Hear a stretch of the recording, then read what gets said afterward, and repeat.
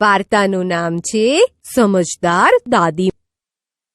એક હતું ઘેટાનું બચ્ચું. બચ્ચું એની મમ્મીને કે, મારે તો દાદીમાને મળવા જવું છે. એની મમ્મી કે, જા. બચ્ચું તો ચાલ્યું દાદીમાને મળવા. વચ્ચે આવ્યું જંગલ. પણ બચ્ચું ડર્યું નહીં. રસ્તામાં બચ્ચાને મળ્યું વરુ. વરુ બચ્ચાને કહે, હું તને ખાઈ જઈશ. બચ્ચું કે, હું મારા દાદીને મળવા જઉં છું. દાદીને મળી હું પાછો આવું ત્યારે તમે મને ખાજો. અત્યારે મહેરબાની કરીને મને જવા દો. વરુ માની ગયું. એણે ઘેટાના બચ્ચાને જવા દીધું. દાદીમાને મળીને પાછા આવવાનું થયું ત્યારે બચ્ચાએ દાદીમાને બધી વાત કરી. દાદીમાએ બચ્ચાની વાત સાંભળી એક યુક્તિ વિચારી. દાદીમાએ બચ્ચાને એક ઢોલકમાં બેસાડી દીધું. પછી ઢોલકને રસ્તા ઉપર ગબડાવ્યું.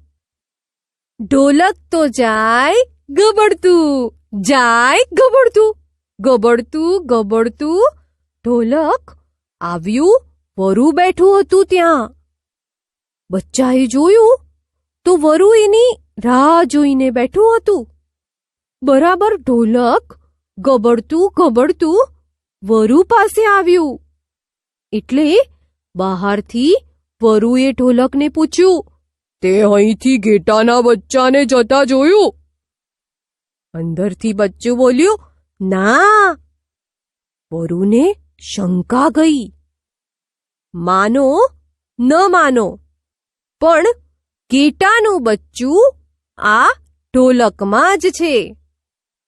પણ એટલી વારમાં તો ઢોલક જાય ગબડતું, જાય ગબડતું. વરુ એની પાછળ પાછળ દોડવા લાગ્યું.